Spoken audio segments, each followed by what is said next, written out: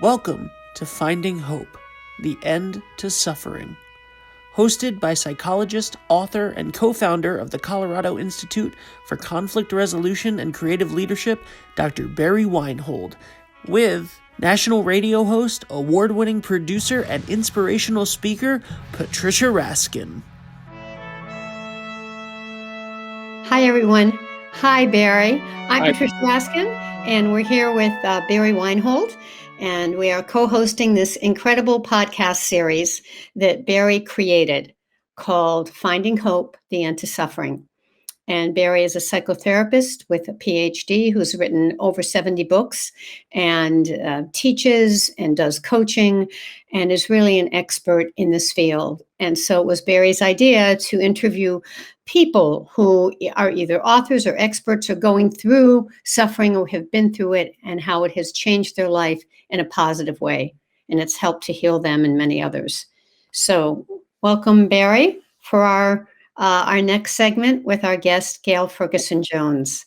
Yeah, well, it also grew out of my practice as a psychologist. I mean, I heard so many inspiring stories from clients who changed their lives. And I thought, gee, other people should hear these stories, because and when I do groups, obviously, if one person tells a story, it influences everybody else in the group. And I saw that happen time and time again when somebody would tell some inspiring story about their growth and how it affected everybody else in the group. I thought, gee, we'd expand that to many more people if we had a podcast. So that's how I came Absolutely. Up with that. And in our last series, and we're continuing with Gail Ferguson-Jones, and we'll tell us more about her.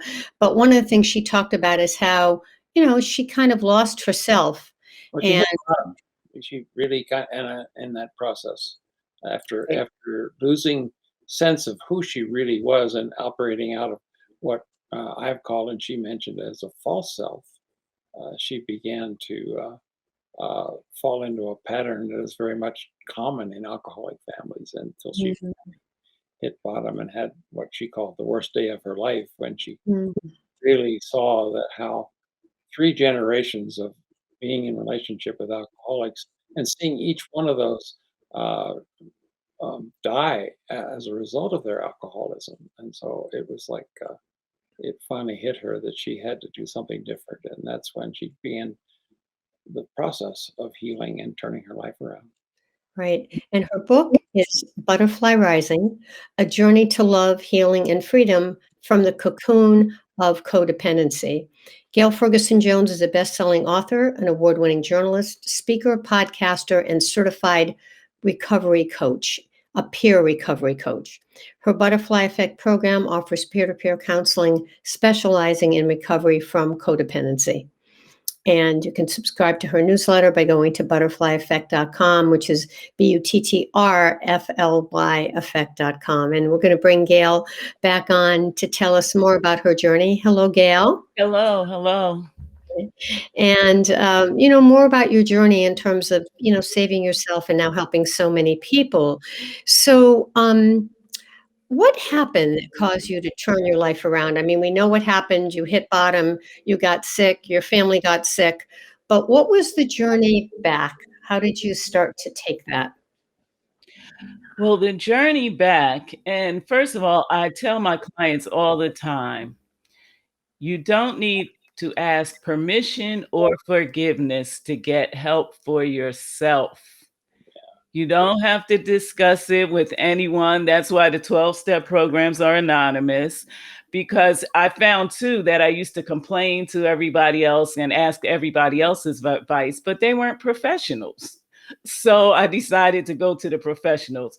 So beside my doctor recommending Al-Anon, I asked for a referral to therapists. And by the time I had been to a few that, you have to find the therapist that's right for you also. And so the same employee assistance program that I had used to get my husband into treatment, they were familiar with the situation after helping me to get a bed for him in rehab right away. And so when I called them back to get help for myself, they knew what I needed, and they matched me with a practice that it was an all-female practice that would match you with whichever one of their therapists was right for you. They would take you through a little orientation and pick the one that was right for me. And the one they chose for me was exactly right for me. To this day, we have a great rapport, and she's so excited about the book, and she's excited that she's mentioned in it, even though not by name. And so that was the first step. That was the first step, was recognizing, because my husband used to gaslight me, and I didn't know what that term meant at that time. I used to get gaslit so much that I thought I was losing my mind. So I better get some psychological counseling, because Yeah. somebody can really gaslight you. That's a really devastating mental health situation to be in. Yeah, Gail, let me ask Barry about that. Barry, talk about gaslighting and how it relates to codependency, and then the opposite of that, the counterdependency. How does it all tie in?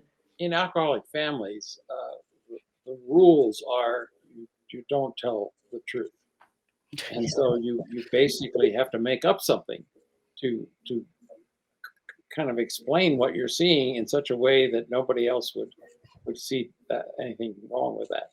And so there's a lot of cover up, a lot of using, as you call gaslighting, is be kind of trying to manipulate somebody with false ideas, actually, that they expect you to believe, that to convince you that what you're seeing isn't what you're seeing. And so that's how it operates very often. How does it relate to codependency, or does it, and counterdependency?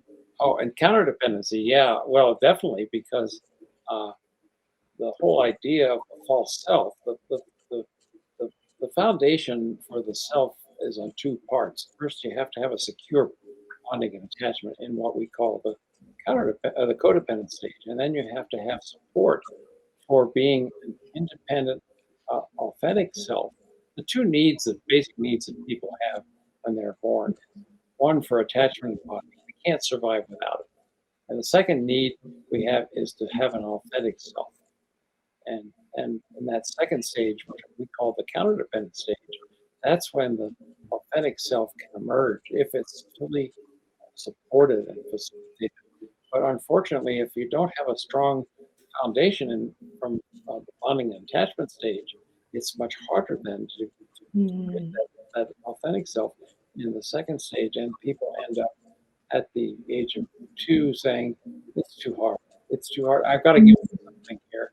Every time I try to be authentic, I get punished.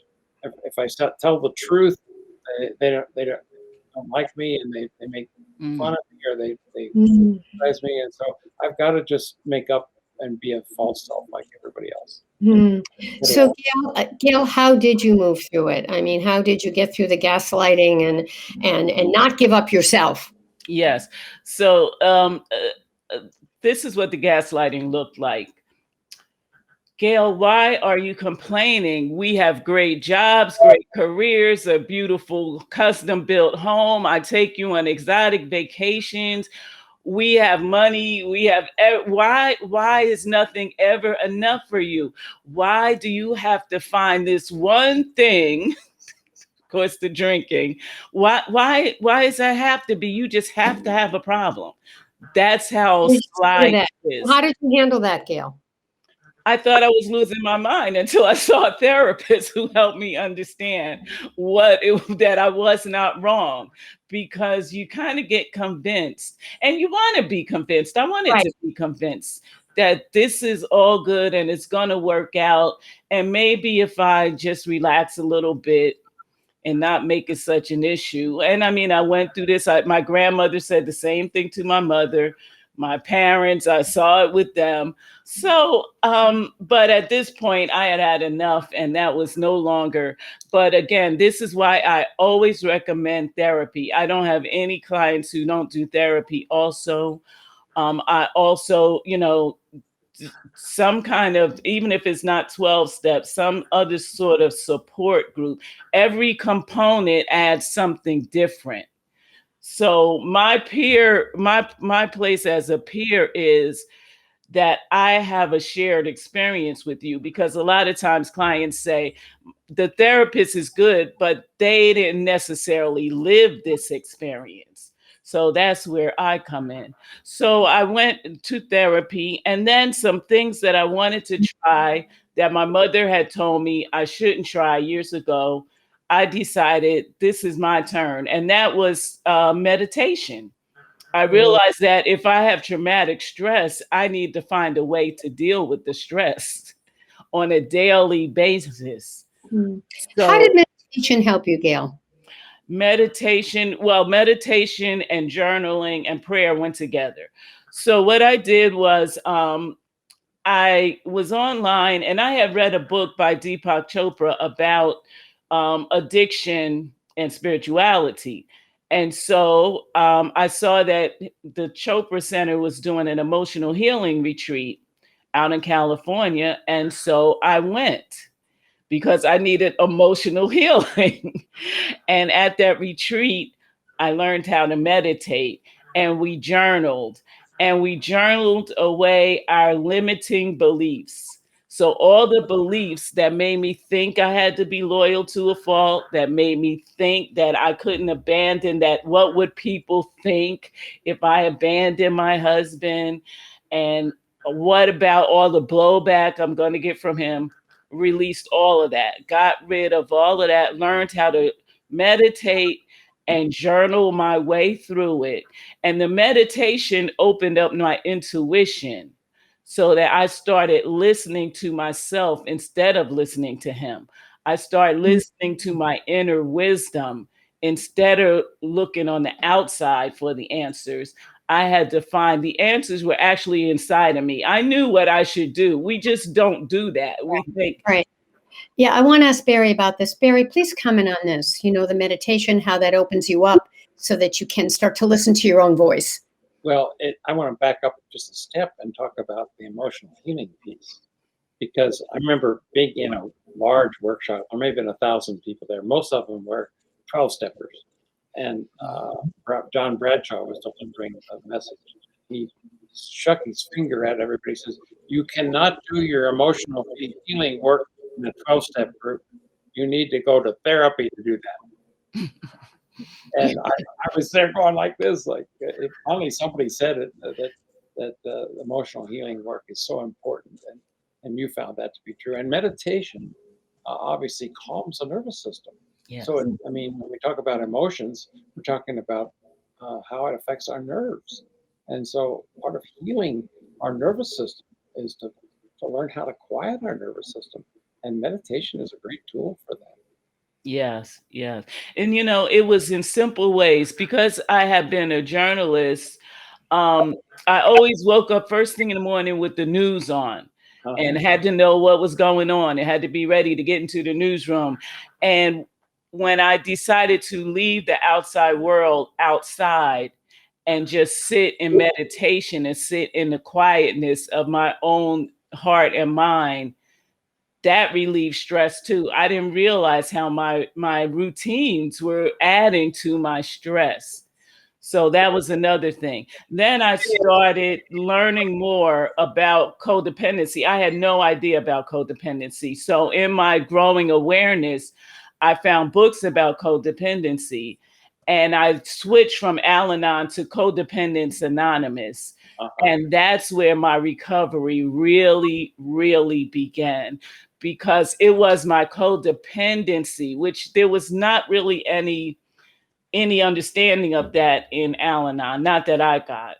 No. But by that time, when I got into Codependence Anonymous, and I was also at a place of really stepping into the program and really being open, and I felt like what we were talking about really applied. I saw myself. So that's when I was able to reclaim myself in a way that I hadn't before, because that's what Codependence Anonymous is about. Yeah, I think Codependent Anonymous groups are very helpful for that.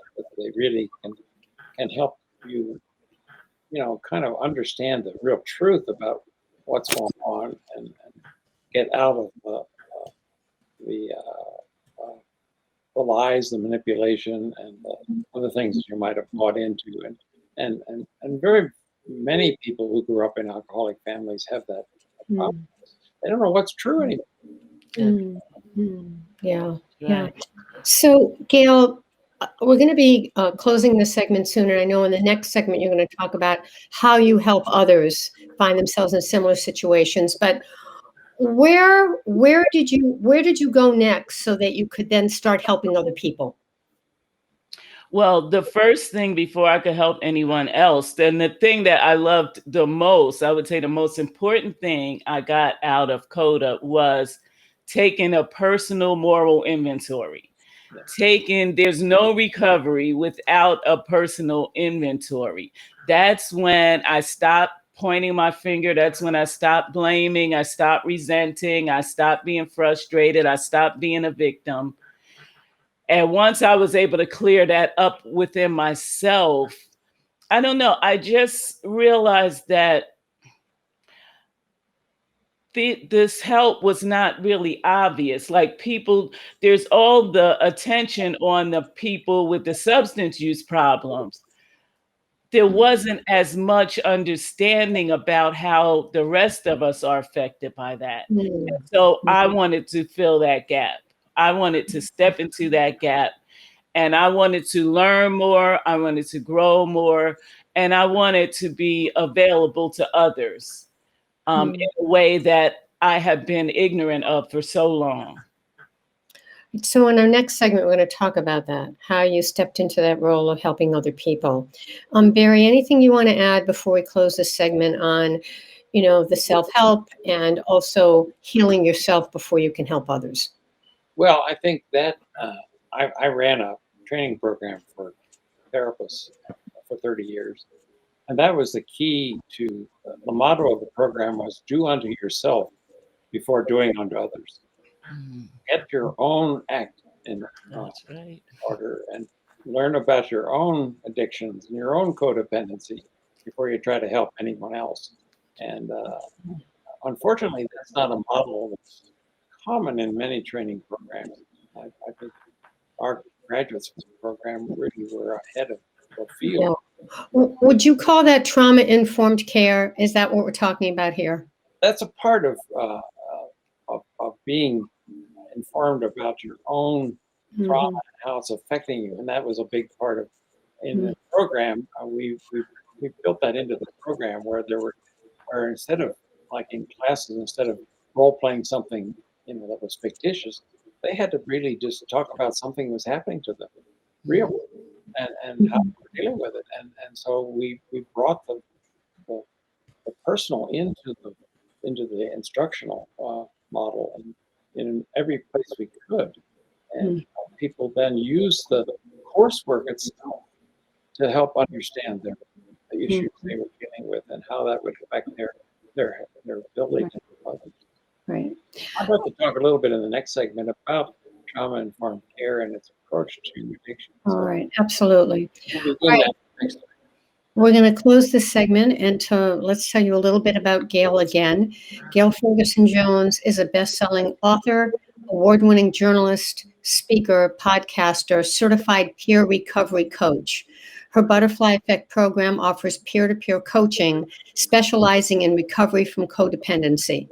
And she has a brand new book called Butterfly Rising, A Journey to Love, Healing, and Freedom from the Cocoon of Codependency. And when we come back next time, Gail will talk about how she is now helping other people in similar relationships who have serious addictions. And we'll talk to Barry also about trauma-informed care treatment. So everyone, it's been a great segment, and we have one more with Gail Ferguson Jones, and we'll be back with you next time. I'm Patricia Raskin. I'm co-hosting this series, which is Finding Hope, The End to Suffering, with Barry Weinhold, Dr. Barry Weinhold, who has written about over 70 books and created this podcast to help other people. It's really been his brainchild. And Gail, thank you so much. We look forward to having you on next time. Thank you. Bye-bye. Bye, everyone. This episode was brought to you by the Colorado Institute for Conflict Resolution and Creative Leadership. Find out more about these resources at weinholds.org. Dr. Weinhold is the author or co-author of 75 books on psychology, including his latest book, Get Real, The Hazards of Living Out of Your False Self, available on Amazon, Barnes & Noble, and more. Patricia Raskin is the host of the nationally recognized program, The Patricia Raskin Positive Living Show, and is currently heard on VoiceAmerica.com, Apple Podcasts, Spotify, and more. New episodes of Finding Hope, The End to Suffering can be found every Wednesday. If you like the show, please leave a review and give us a rating.